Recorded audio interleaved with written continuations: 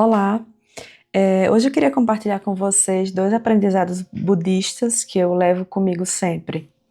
Para quem não sabe, eu me considero budista, eu tenho contato com a doutrina desde 2018 e desde esse período eu venho fazendo retiros, assistindo às palestras. Eu também já li alguns livros, né? Inclusive, quem tiver mais interesse, recomendo pesquisar o Lama Padma Santen.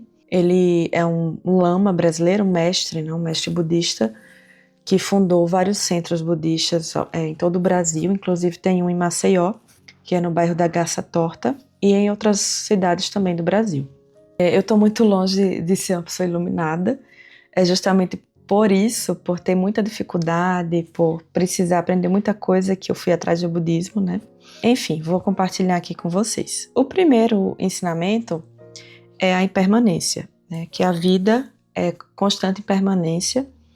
Isso pode parecer um clichê, porque essa frase ela é falada de outras maneiras na sociedade. Por exemplo, tudo na vida passa, né? Uma frase bem conhecida.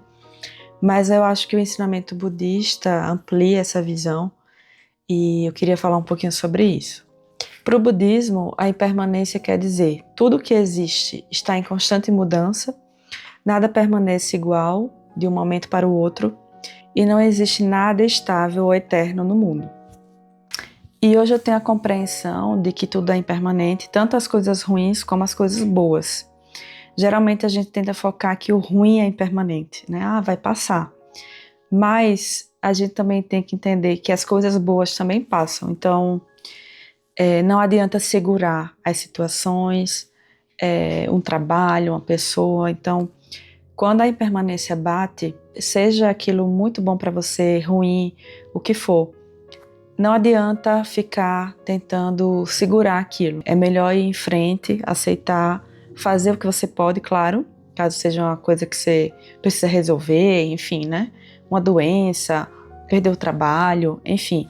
Mas a gente não precisa perder tempo com isso, energia, reclamando, lutando contra a mudança, se sentindo injustiçado, dependendo do que for, né? Às vezes a gente perde muita energia quando não precisaria. E apenas aceitar que, de fato, a vida é impermanente e simplesmente seguir, fazer o seu melhor, é a melhor coisa a ser feita. Eu já tive situações na minha vida, assim, muito difíceis, né? Tipo a perda da minha mãe. E esses ensinamentos me vinham sempre à cabeça de que isso faz parte da vida, a vida é impermanente, as coisas não vão se manter. E é isso. Eu acho que se a gente entender isso, a gente sofre menos também.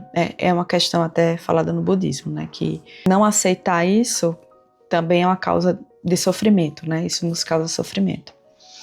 A outra questão que eu queria falar, né? O outro aprendizado, que para mim é muito importante, é o desapego. No senso comum, o desapego muitas vezes é taxado como falta de amor, falta de interesse, até ligado às vezes a uma questão de traição, né? Quando se fala de casal. Mas eu acho que no olhar budista é muito diferente. No budismo, o apego é uma causa fundamental do sofrimento, o que é algo muito ligado à impermanência. Porque se a gente for muito apegado às coisas, às pessoas, às situações, quando a impermanência bate a porta, a gente sofre. Mas se a gente já tem a compreensão de que vai mudar, de que eu não preciso ter apego àquelas coisas, àquelas pessoas, àquelas situações, vai ser mais fácil, né, de viver, de continuar vivendo. E o desapego, né, ter desapego não quer dizer que a gente não ama as pessoas, não ama as coisas, não vai cuidar das coisas, das pessoas, né? Pelo contrário, a gente ama, a gente cuida, a gente tenta fazer o melhor, enfim. Mas se as pessoas quiserem mudar, é da vontade delas, a gente não precisa ficar apegado, não deveria, né, ficar apegado a elas ou às situações, né? Por exemplo, tem gente que é tão apegada ao trabalho que só falta morrer se a pessoa acontecer alguma coisa, perder o trabalho, ter que mudar de profissão, enfim. Também acontece muito esse apego entre pais e filhos, né? Às vezes os filhos querem fazer uma coisa, os pais são muito apegados ao filho, não quer que eles saiam de casa, não quer que eles vão para longe. Então, assim, entre casal é muito forte, né? Por exemplo, um casal pode querer sei lá, quero fazer uma viagem só. Isso já pode ser uma questão de uma briga enorme. E também, às vezes, o apego é muito ligado ao controle também, né? A pessoa é apegada, quer controlar a pessoa, a situação. Tem uma música que eu gosto muito do Gilberto Gil, que o nome é O Seu Amor, e que eu acho que tem tudo a ver com isso, que é assim: o seu amor, ame-o e deixe-o ir aonde quiser, ir aonde quiser. E tem outro trecho que é: o seu amor, ame-o e deixe-o ser o que ele é, ser o que ele é, ser o que ele é. E tem outros trechos muito bonitos nessa música, né, com outras questões, né? E para mim isso aqui é um amor assim, gentil, amoroso, né, que deixa a gente se transformar, que deixa a gente fazer o que gosta, ver o mundo com os próprios olhos, né? Outro lado do desapego, que eu acho super importante, é o desapego às identidades. É uma questão que, para mim, é muito forte. Eu venho tentando aplicar ao longo dos anos, né? Desapegar das identidades que eu já criei ou que criaram para mim. Porque muitas vezes a gente, quando ainda é criança, as pessoas criam identidades. Então, Luísa é assim, né? Eu sou chamada de Luísa na minha família. E às vezes a gente cresce com isso fixo, achando que a gente é daquele jeito para sempre. Mas não, a gente tem liberdade de mudar, a gente tem liberdade de se manifestar de outra maneira. E se a gente ficar muito apegado a essas identidades, às vezes é um sofrimento enorme, porque às vezes a gente nem quer mais, mas tem medo de mudar, tem medo de se mostrar de outra maneira para as pessoas, pela reação que elas vão ter também. Então, é muito importante também esse desapego, né? Às vezes a gente é muito apegado à nossa identidade na família, sei lá, eu sou aquela que resolve tudo, eu sou aquela que tá lá para todo mundo. E se de repente você agora quer focar em você? Se de repente você quer ser de outra maneira? E se de repente, sei lá, você é a funcionária incrível que faz tudo para todo mundo e agora você só quer fazer o seu, sabe?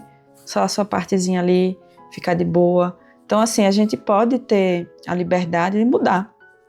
E isso é treinar o desapego, né? A gente pode treinar esse desapego agindo de outra forma, quando a gente quiser, não precisar ficar, não, eu sou assim, então eu tenho que fazer isso. Não. Se você não quiser, você pode fazer outra coisa. E assim, é uma música que eu lembro também, eu gosto muito de música, a do Raul Seixas, né, da Metamorfose, né? Eu prefiro ser essa metamorfose ambulante do que ter aquela velha opinião formada sobre tudo. E, mais uma vez, a impermanência é a base aqui, né? Porque mudar de opinião, muitas vezes você tem que mudar ali a sua identidade. E eu acho maravilhoso a gente reconhecer uma mudança, reconhecer que aquilo que eu pensava naquele momento estava errado, né? Acontece e não precisa ficar fixado naquilo. Enfim, eu prefiro ter essa liberdade de agir de outra maneira, de pensar de outra maneira, não ficar fixa em alguma coisa já criada há muito tempo, né? Bem, então é isso. Essas duas questões são muito ligadas, né? Cada uma tem suas nuances. E eu gosto muito do budismo porque muita coisa que eu já escutei, que eu li, me fez refletir sobre mim mesma, sobre a vida, sobre as outras pessoas. E eu tento sempre aplicar, né, nas situações, e tanto na alegria como na tristeza, na saúde e na doença, né, o casamento mesmo, porque tudo muda, independente se esteja indo muito bem ou muito mal. Espero que vocês tenham gostado. Se quiserem comentar, podem falar se concordam, se discordam, se vocês pensam também parecido, enfim, fiquem à vontade. E é isso. Um abraço, até mais.